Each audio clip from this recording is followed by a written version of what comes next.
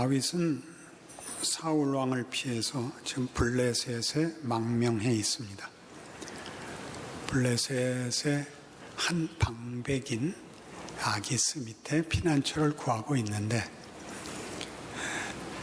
이스라엘과 블레셋 사이에 전쟁이 나서 총동원령이 떨어지고 다윗은 아기스 방백을 따라서 출전합니다. 그런데 모든 블레셋 군인들이 말하기를 저 사람은 우리의 원수며 골리앗을 물리친 적군의 장수고 이제 와서 우리와 함께 이스라엘과 싸우는 전장터에 나가면 저 사람이 어느 편을 들지 알 수 없습니다. 아기스가 아니다, 충성맹세를 했고 우리 편이다, 그렇게 말을 해도 그건 믿을 수 없습니다. 그래서 이제 사흘 만에 돌아온 겁니다. 사흘길을 와보니까 아말렉이 그동안에 그들이 피난처로 삼았던 시클락을 쳐서 자기들의 모든 식구, 다윗과 그를 추종하는 600명의 모든 식솔들과 모든 가축들과 재산들을 약탈해 간 것입니다. 이게 오늘 6절에 보듯이 백성들이 자녀들 때문에 마음이 슬퍼서 다윗을 돌로 치자 하는 자리까지,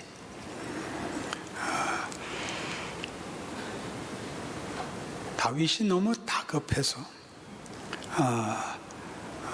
정말 죽고 싶었을 것이고 대책이 없었으나 그의 하나님 여호와를 힘입고 용기를 얻었다.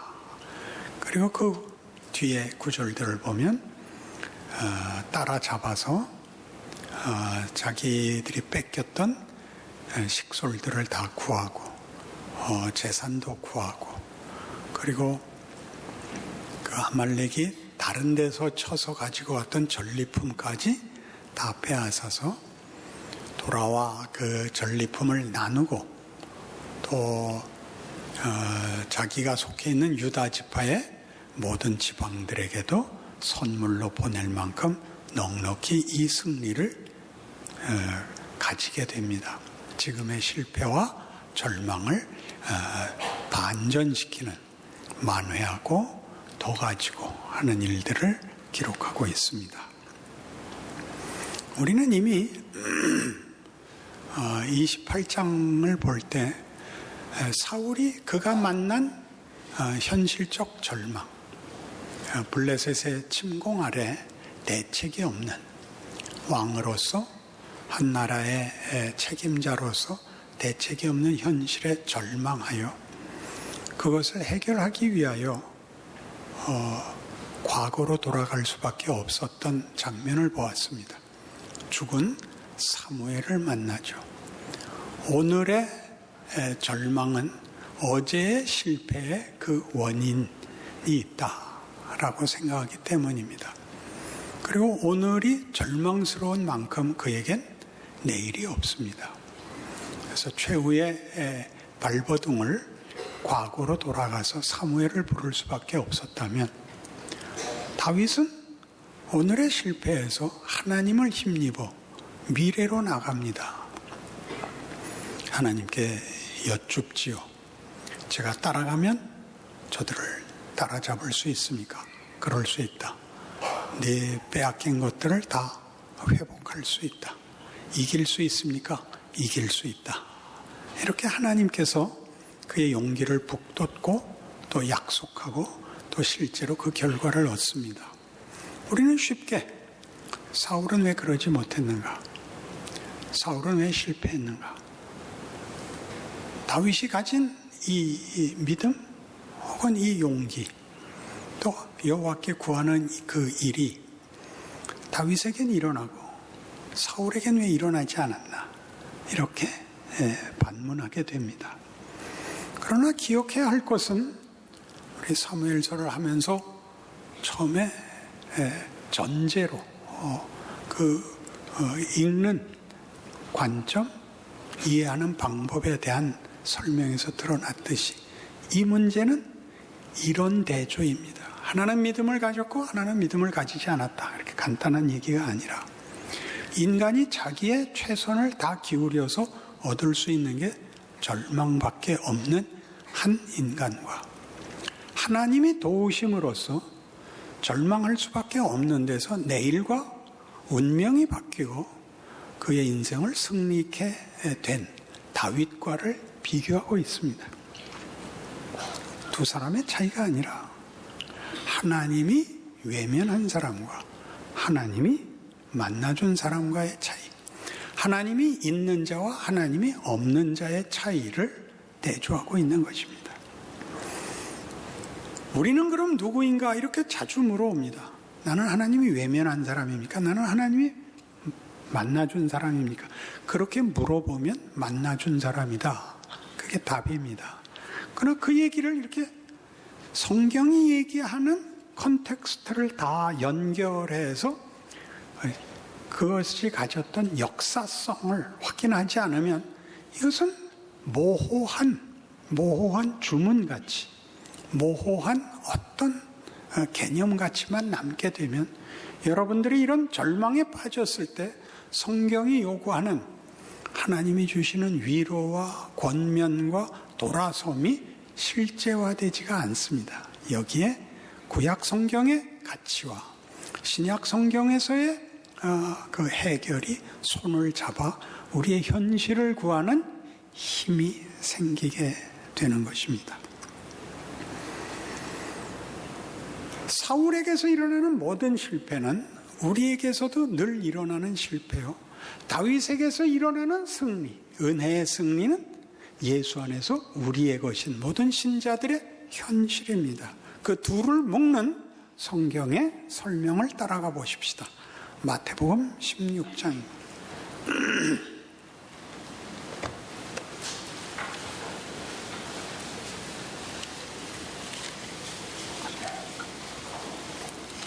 마태복음 16장 24절.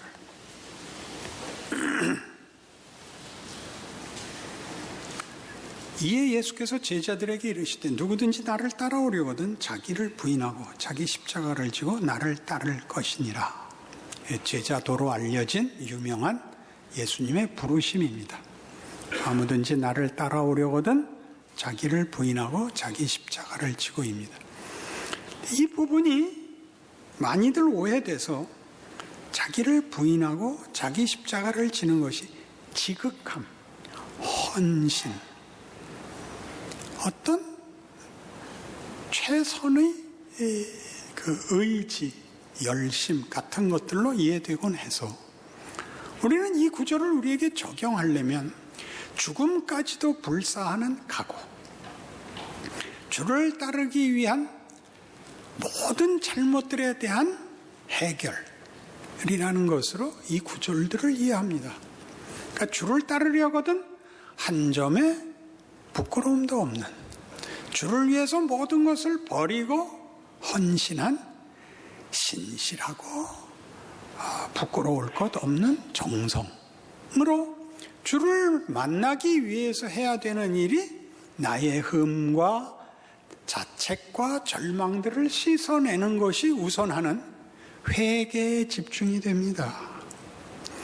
그러나 16장 24절은 그 앞에 있었던 예수님께서 이제 죽으셔야 된다는 선언에 대한 베드로의 반응과 그 충성 맹세에 대한 꾸중과 이어져 있습니다. 무엇이었죠? 내가 죽어야 된다. 안 됩니다. 죽으시면 안 됩니다.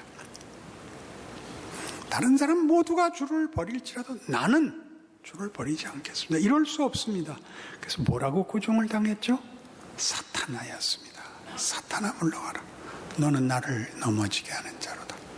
네가 하나님의 일은 생각지 아니하고 도리어 사람의 일을 생각하는도다 하시고 이에 제자들에게 이르시되가 된 겁니다. 사탄의 길이 뭐였죠? 죽음으로의 협박입니다. 죽음을 면하는 방법. 이것이 사단의 시험입니다. 예수께서 공생애를 시작하기 전에 받으셨던 시험도 그 중에 하나가 뭐였죠?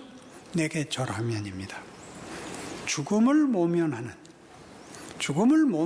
타협의 길, 죽음의 권세를 가진 이 세상과 죄와 사망과 사탄의 권력, 베드로가 요구하는 또는 서약하는 그의 각오, 죽음이 일어나지 못하도록 내가 주를 돕고 지키겠습니다.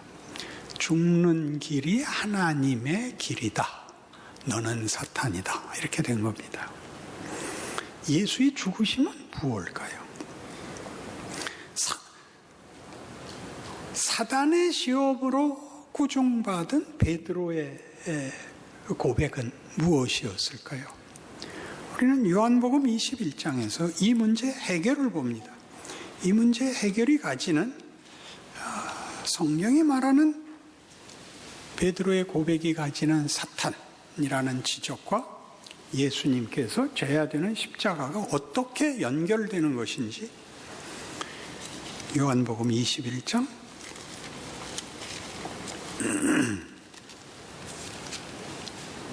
15절.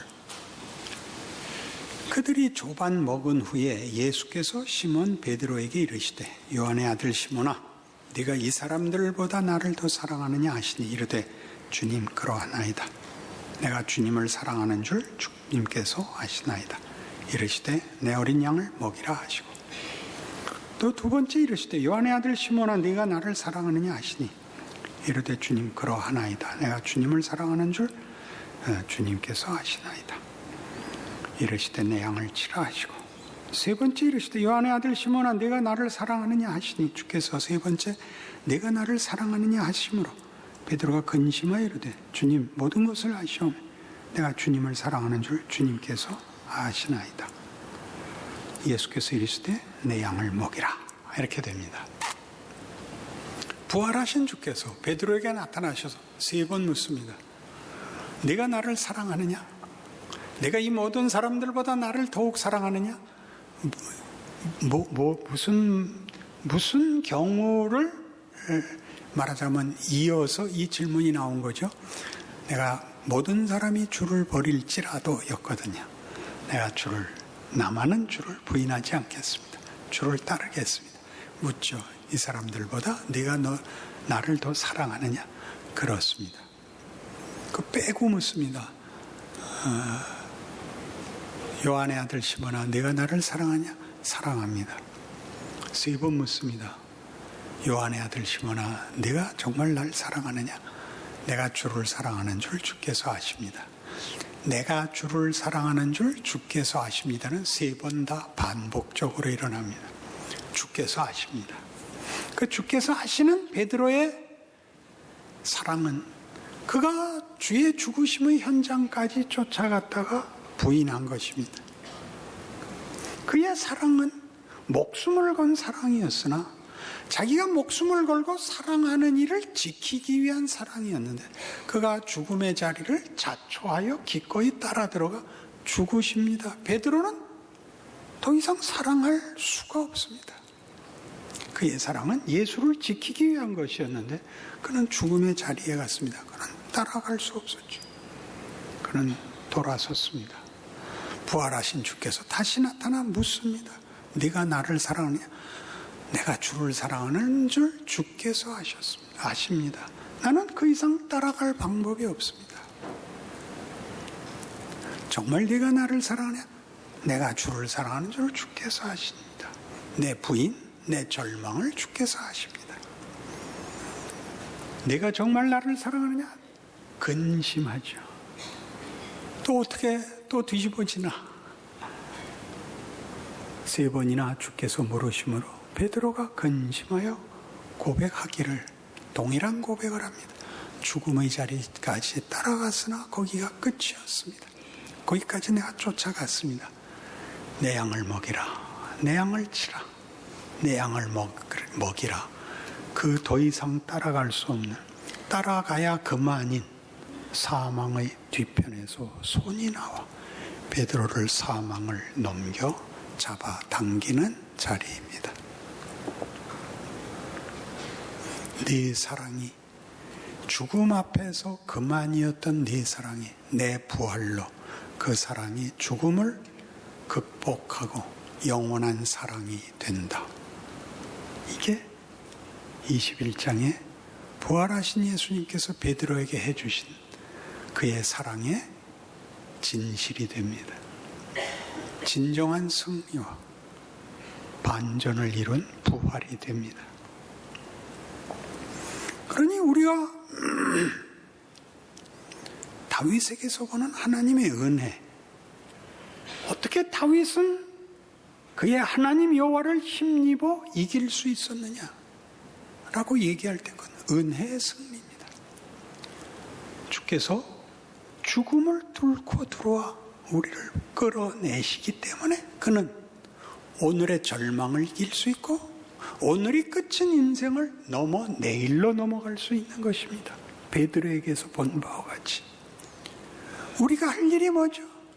우리가 죽음을 넘어서지 못하지만 주께서 죽음을 넘어 우리를 끌어내시니 우리가 할 일은 자기를 부인하고 자기 십자가를 지고 주를 따르는 것입니다.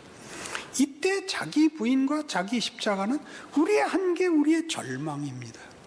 그러니 오늘 모든 예수를 믿는다는 고백 속에서도 성도들이 혼동하는 오늘은 나는 이래서 안 돼. 나는 이렇게 잘못했어. 나 같은 게 무슨 희망이 있어 라고 절망해서 살아내지 못하는 오늘이죠. 사울 왕이 했던 거죠. 오늘을 이길 수가 없습니다. 그리고 오늘이 이길 수 없는 날이 된 것은 내 과거의 실패가 만든 결과입니다. 거기에 대해서 예수께서 말하기를 네 실패, 네 절망, 네 마지막을 끌고 들어오라는 거죠. 해결하고 들어오라 그러지 않습니다. 그걸 끌고 들어와라. 그 자식들이 잡혀간 일로 인해서 부하들이 다 돌로 다윗을 치자고 했습니다. 그는 다급하였으나 그 하나님 여호와를 힘입고 용기를 냅니다. 하나님, 제가 쫓아가면 붙잡을 수 있습니까? 만회할 수 있습니까? 할 수 있다. 이길 수 있습니까? 이길 수 있다. 역사적 사건으로 은혜가 하는 일, 하나님이 하는 일을 우리 앞에 꺼내놓은 것입니다. 여러분이 자폭과 자책과 절망으로 이건 아니야 라고 한 날, 그날 그걸 씻어내는 일로 시간 허비하지 마시고 주여 붙들어 주시옵소서. 난 끝났습니다. 주께서 나를 위하여 십자가를 지시고 새 인생 열어놓고 사망을 극복하셨다 약속하셨어요. 나 내일을 바라봅니다. 그렇게 앞날을 향하여 돌이키라는 겁니다. 네가 그 꼴을 하고 이 말 할 수 있냐? 그러니까 복음이고, 그러니까 십자가고, 그러니까 부활이라 그러는 거지. 내가 잘해서 받는 보상이라면 무슨 그게 기독교며 복음이며 십자가를 앞에 세우겠느냐? 성경이 하고 싶은 얘기입니다. 왜 돌아서냐? 왜 자폭하냐? 누구 마음대로 십자가로 한번 맞아볼래요? 어디서 틀리는지 아시겠어요? 할 말이 없는 사람들이라고요. 우리가 받은 건 복음이고 은혜예요. 그래서 감사고 기적이지, 예수 믿은 것이 감사이지 교만일 수 없는 이유죠. 나는 잘나서 보상받았고 너는 못나서 버림받았다, 이렇게 생각하는 것이 우리 스스로를 절망시킨다고요. 내가 무슨 꼴로, 무슨 자격으로 주 앞에 나갈 면목이 있느냐, 그렇게 말하는 것이 십자가를 외면케 하는, 무슨 욕을 먹은 거라고요? 사탄아 물러가라였다고요. 기억하십시오. 이 문제가 여러분 그렇게 쉽게 믿어지지 않을 것입니다. 이게 말이 되나? 예수를 따르려거든 자기를 부인하고 자기 십자가를 지고가, 그래서 우리의 수치, 후회, 자책, 말이 안 되는 모든 절망을 그대로 안고 따라가면 된다는, 그것에 지지 말고 돌이키라는, 죄 안 짓고 회개하고 깨끗해지라는 조건보다 먼저 주여 불쌍히 여기소서라고 내일을 붙잡고 십자가를 붙잡아 오늘을 내일로 연결하라는 것이 우리한테 척 이해되지 않습니다. 그래서 증거를 우리가 외면할 수 없는, 그리고 우리 마음에 흡족한 증거를 성경에 이렇게 기록해 놓았습니다. 사도행전 9장입니다. 사도행전 9장.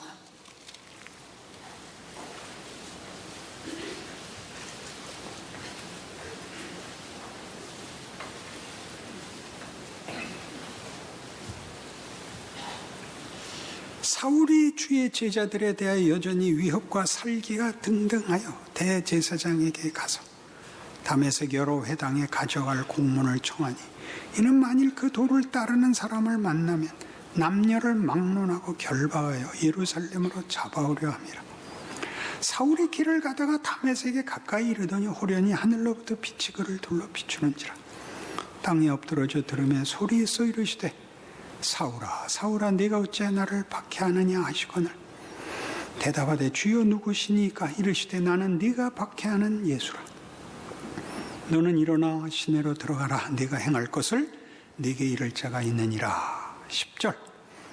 그때 다메섹에 아나니아라는 제자가 있더니 주께서 환상 중에 불러 이르시되 아나니아야 하시거늘 대답하되 주여 내가 여기 있나이다 하니 주께서 이르시되 일어나 집가라 하는 거리로 가서 유다의 집에서 다섯 사람 사울이라 하는 사람을 찾으라. 그가 기도하는 중이니라. 그가 아나니아라 하는 사람이 들어와서 자기에게 안수하여 다시 보게 하는 것을 보았느니라 하시거늘 아나니아가 대답하되 주여 이 사람에 대하여 내가 여러 사람에게 듣사온즉 그가 예루살렘에서 주의 성도에게 적지 않은 해를 끼쳤다 하더니 여기서도 주의 이름을 부르는 모든 사람을 결박할 고난을 대제사장들에게서 받았나이다 하거늘 주께서 이르시되 가라. 이 사람은 내 이름을 이방인과 임금들과 이스라엘 자손들에게 전하기 위하여 택한 나의 그릇이라. 그가 내 이름을 위하여 얼마나 고난을 받아야 할 것을 내가 그에게 보이리라. 그러니까 바울은 아무 준비도 안 했고 주 앞에 찾아 나오지도 않았습니다. 반대길로 간 정도가 아니라 이리 가는 사람들 핍박하고 잡아 가둔 사람입니다. 그를 하나님이 무지와 반발과 그 못난 짓 속에 손을 내밀어 이렇게 붙잡아 끌어넣는 장면입니다. 바울은 아무 준비도 되어 있지 않았습니다. 살기가 등등해서 지가 잘하는 줄 알고 힘차게 구령부터 붙이고 사나이로 태어나서 할 일도 많다만 너와 나 다메섹에 가서 이 새끼들 붙잡아 그대로 아파컷 한 방에 끌려옵니다. 주여 니시오니까 나는 네가 박해하는 예수니라. 얼마나 기가 막힌 반전입니까? 이 앞에 무슨 조건과 이유와 자격이 붙어 있습니까? 아나니아가 한 말 그대로 아닙니까? 주여 내가 이 사람에 대해서 잘 압니다. 이놈은 나쁜 놈입니다. 이놈은 아닙니다. 내가 택한 나의 그릇이다. 누구를 위해? 임금들과 이방과 이스라엘 자손을 위하여 택한 나의 그릇이다. 할 말이 없는 겁니다. 바울이니까 에베소서 1장에 가실래요?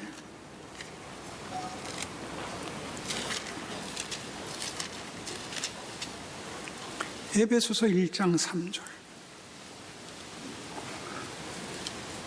찬송하리로다. 하나님 곧 우리 주 예수 그리스도의 아버지께서 그리스도 안에서 하늘에 속한 모든 신령한 복을 우리에게 주시되 곧 창세전에 그리스도 안에서 우리를 택하사 우리로 사랑 안에서 그 앞에 거룩하고 흠이 없게 하시려고 그 기쁘신 뜻대로 우리를 예정하사 예수 그리스도로 말미암아 자기 아들들이 되게 하셨으니 이는 그가 사랑하시는 자 안에서 우리에게 거저 주시는 바 그의 은혜의 영광을 찬송하게 하려는 것이라. 바울은 갈라디아서 1장에 하면 모태로부터 나를 택한 자 이렇게 되어 있습니다. 우리는 창세전에 그리스도 안에서 택한 자입니다. 군번이 우리가 빠릅니다. 기억하십시오. 창세전에 그리스도 안에서 우리를 택한 존재들입니다. 반전은 모두에게 일어납니다. 왜 그런 방법을 택하시는지는 모르겠는데 못난 짓하고 말이 안 된 짓에서 뒤집어 하나님이 목적하신 것을 이루시고야 말 것이랍니다. 아멘이 옳시다. 여러분들 중에 누가 감히 나는 원래 내가 준비됐고 나는 예수 없이 하나님의 자녀가 될 수 있는 자였고 너희는 예수로 말미암아서 된 자니 우리가 더 낫다 이렇게 말할 수 있는 사람이 어디 있으며 현실적으로 십자가 없이 우리의 오늘을 하나님께 묶을 수 있는 다른 방법이 있는가 생각해 보십시오. 이 모든 일에 여러분이 기독교가 증언하는 복음과 예수를 믿는다는 말이 무슨 말인지 아셨다면 여러분의 오늘을 포기하거나 체념하거나 원망할 이유는 하나도 없습니다. 우리의 못난 것과 자격 없는 것이 고스란히 하나님의 손에서 뒤집어질 수 있으며 영광과 승리와 은혜와 하나님이 함께 하시는 기적으로 우리의 생애를 채울 수 있다고 어느 날이나 믿으시고 이기시고 여러분의 잘못을 밟고 일어나 하나님의 사람으로 내일을 기다리실 수 있어야 됩니다. 그 생애를 살아내시는 기적의 인생 축원합니다.